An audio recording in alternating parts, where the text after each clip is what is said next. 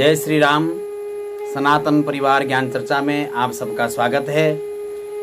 प्रतिदिन की भांति आज भी संध्याकालीन सत्संग में हम लोग बैठे हुए हैं। आज किसी सज्जन ने प्रश्न किया है, महाराज जी, जो बेईमानी से दूसरे का धन हरण करता है उसका क्या होता है? बहुत सुंदर प्रश्न किया है आपने। आज वास्तव में समाज में इस प्रकार का व्यवहार लोगों का दिख रहा है कि लोग लोभ के कारण वशीभूत होकर न जाने कैसा कैसा कदम उठा रहे हैं। पैसा के लिए, थोड़ा सा धन के लिए लोग न जाने दूसरे के प्रति कैसा व्यवहार करते हैं। दूसरे का धन हरण करने के लिए लाखों प्रयास करते हुए लाखों यत्न करते हैं। झूठ, पाखंड, बेईमानी करके लोग पैसा कमाना चाहते हैं। आपको मैं बताऊं कि जो अपने कर्म पर विश्वास न करके, अपने पुरुषार्थ पर विश्वास न करके, चोरी करके, डकैती करके, बेईमानी करके, शोषण करके जो गरीबों का, जो सीधे साधे लोगों का धन हरण करता है, उसे अवश्य ही उसका दंड जरूर मिलता है। अवश्यमेव भुक्तव्यम कृतम कर्म शुभाशुभम। अवश्यमेव भोक्तव्यम कृतम कर्म शुभाशुभम। जो व्यक्ति जैसा कर्म करता है उसको अवश्यमेव भोगना पड़ता है। यह शास्त्रों का विधान है, यह शास्त्र विधान है कि जो व्यक्ति जो जैसा कर्म करेगा उसे वैसा ही फल मिलता है। यह हमारे ऋषि मुनि महात्मा संत सब लोग जानते हैं और सब लोग कहते हैं कि जो जैसा करता वैसा फल मिलता है। आज इस प्रकार से समाज में चोरी, डकैती आदि ज्यादा फैल रहा है। लोग ठग के, अन्याय से, अनीति से लोग धन कमाना चाहते हैं। पुरुषार्थ के द्वारा, मेहनत के द्वारा कोई धन कमाना नहीं चाहता है। मैं आपको बताऊं, ऐसे इतिहास में बहुत दृष्टांत उल्लेख है कि जिसने जैसा कर्म किया है उसे वैसा ही उसको फल मिला है। हमारे शास्त्र भी कहते हैं, यादृशम कुरुते कर्म तादृशम फलमाप्नुयात्। जिस प्रकार से आप कर्म करोगे वैसा आपको फल मिलेगा। अवश्यमेव, इसको कोई टाल नहीं सकता। पर हम लोग क्षणिक लाभ को देखकर, वर्तमान को देखकर कि हमको वर्तमान में खूब सारा धन मिल रहा है, भले हमें कुछ करना पड़े, किसी को ठगना पड़े, किसी गरीब को का खून चूसना पड़े, पर हम लोग उसको देख नहीं रहे हैं। ध्यान रखना, हमारे ये जो जितने भी जैसे कर्म हैं उसका उस प्रकार का फल हमको मिलेगा। एक बार राजा भोज के पास में एक सेठ व्यापारी जो बड़ा ठग था, लोगों को ठगने का काम उसका था। उसने सोचा कि राजा भोज बड़े दानी हैं और वो किसी को भी उधार में पैसा दे देते हैं। वो सेठ राजा भोज के पास में आया और राजा भोज से उसने प्रार्थना किया, झूठ बोला, आडंबर किया कि महाराज मैं तो लूट गया, मेरा सारा धन घाटे में चला गया, अब मेरा परिवार कैसे चलेगा, मेरे बच्चे क्या खाएंगे, मुझे उधार में कुछ धन चाहिए ताकि मैं अपना व्यापार पुनः चालू कर सकूं। राजा को दया आई और राजा ने कहा कि तुम्हें कितना धन चाहिए। उस ठग ने बड़ी चतुराई से कहा कि महाराज मुझे इतना धन चाहिए। राजा ने कहा कि तुम कब इसे लौटाओगे? उस सेठ ने कहा कि मैं धन कमाकर जो इस जन्म में चुका पाऊंगा उसे चुका दूंगा, नहीं तो मैं अगले जन्म में चुकाऊंगा।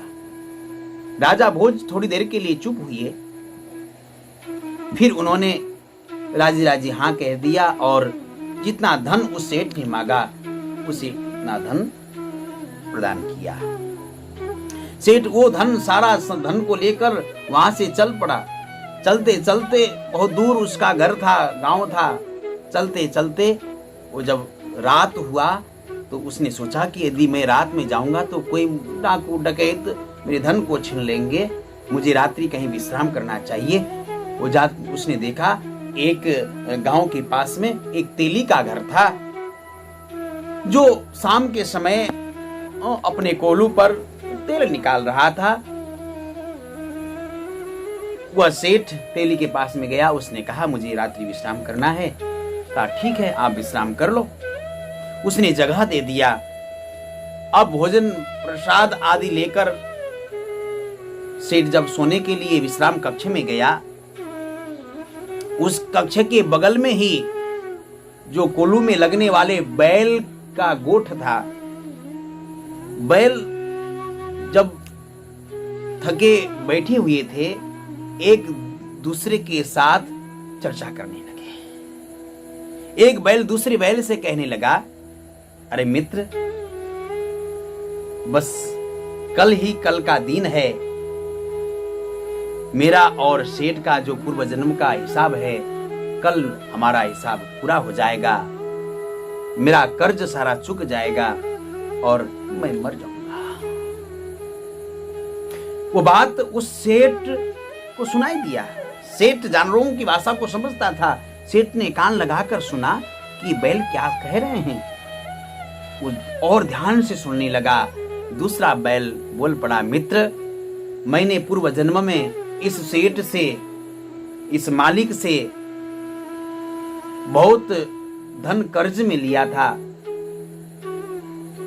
अभी तो 1000 रुपया मेरा बाकी है। तुम चले जाओगे कल, मैं अकेला क्या करूंगा? आज से ठीक 3 दिन के बाद पास वाले गांव में एक मेला लग रहा है और उस मेले में बैलों का रेस लगेगा।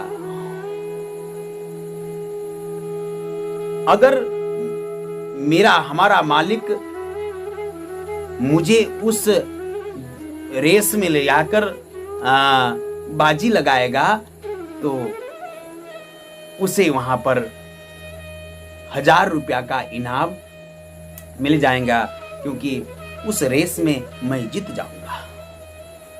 और जैसे ही मेरे रेस के जीतने पर मेरे मालिक को 1000 रुपया मिल जाएंगे तो मेरा और मालिक का हिसाब बराबर हो जाएगा और मैं भी मर जाऊंगा और मुझे भी कोई दूसरा योनि प्राप्त हो जाएगा। अब जब यह बात वो सेठ ने सुना, सेठ को बड़ा आश्चर्य हुआ। सेठ ने सोचा कि ये दोनों बैल आपस में चर्चा कर रहे हैं, ये सच है या झूठ है। सेठ ने मन बना लिया कि मैं अब 2-3 दिन रुककर इनके बातों को परीक्षण करूंगा, देखूंगा प्रत्यक्ष रूप से कि ये सही कह रहे हैं कि नहीं। सेठ रुका दूसरे दिन, और जैसे ही दूसरा दिन वो बैल कोलू में लगकर जैसे शाम को विश्राम के लिए उसको छोड़ा गया, तो उसी समय में तत्क्षण उस बैल ने अपने प्राणों को त्याग दिया। सेठ ने देखा कि कल शाम को जैसा उस बैल ने कहा था, उसी प्रकार से इसने अपने प्राणों को त्याग दिया। इसका मतलब उस बैल ने सच कहा था। पर दूसरा बैल का तो 1000 रुपया अभी कर्ज है बाकी। जैसे ही उस तेली ने सुना कि बैल मर गया, बड़ा दुखी हुआ, रोने लगा, क्योंकि उसका तो रोजगार ही वे बैल थे। वो बैल के बिना वो कोल्हू से कैसे तेल निकालता। सेठ तेली के पास में गया, उसने तेली को सांत्वना दिया, कहा कोई बात नहीं, जीवन और मरण तो चलता रहता है। दूसरा बैल आ जाएगा। उस सेठ ने तेली से कहा कि भाई साहब, हमने सुना है कि 2 दिन के बाद में पास वाले गांव में एक बहुत बड़ा मेला लग रहा है, उसमें बैलों का रेस का प्रतियोगिता लगेगा। आप ऐसा करो, ये आपका बैल जो हट्टा कट्टा है, इसको आप उस मेले में ले जाओ और वहां पर अपना नाम लिखा दो। अवश्य मुझे लगता है कि आपका जो है बैल जीत जाएगा और आपको 1000 रुपया का इनाम मिल जाएगा।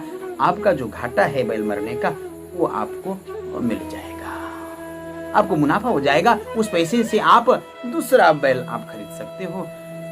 उस तेली के मन में वो बात बैठ गया और जिस दिन वो मेला था, उस मेले के दिन वह तेली उस बैल को तैयार करके और सुंदर उसका श्रृंगार करके ले गया मेले में और उसका नाम दर्ज किया।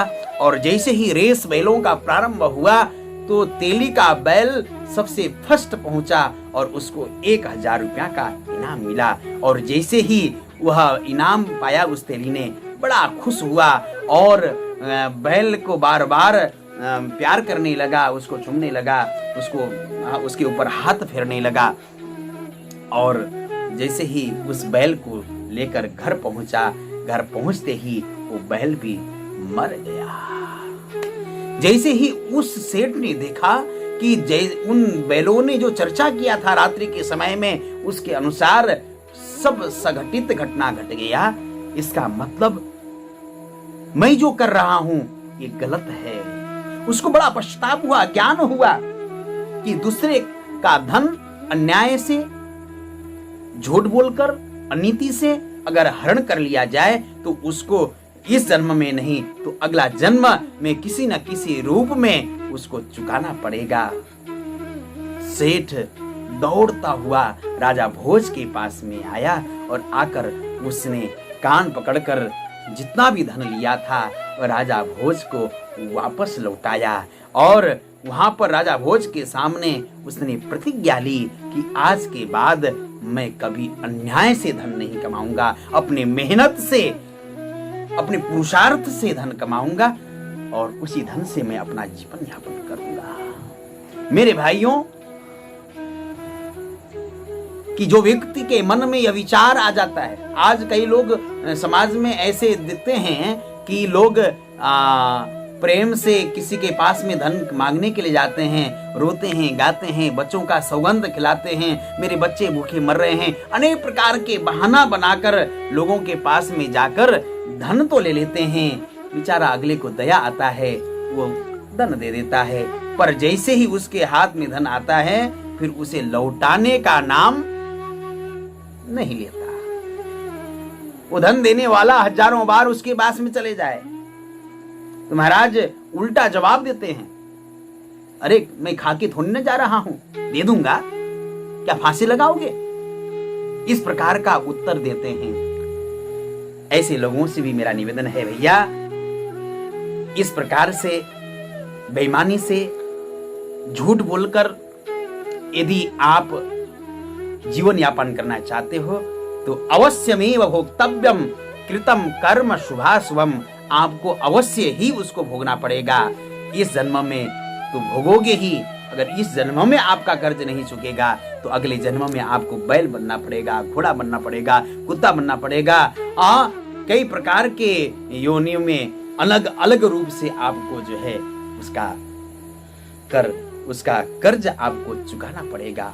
इसीलिए मैं समाज के ऐसे लोगों से निवेदन करता हूं जो अपने कर्म पर विश्वास नहीं करते हैं, अपने पुरुषार्थ पर विश्वास नहीं करते हैं, जिन्हें अपना मेहनत पर, स्वयं पर विश्वास नहीं है और जो सोचते हैं कि ठग के, लूट कर, बेईमानी से यदि धन मिल रहा है तो फिर मेहनत करने की क्या जरूरत है।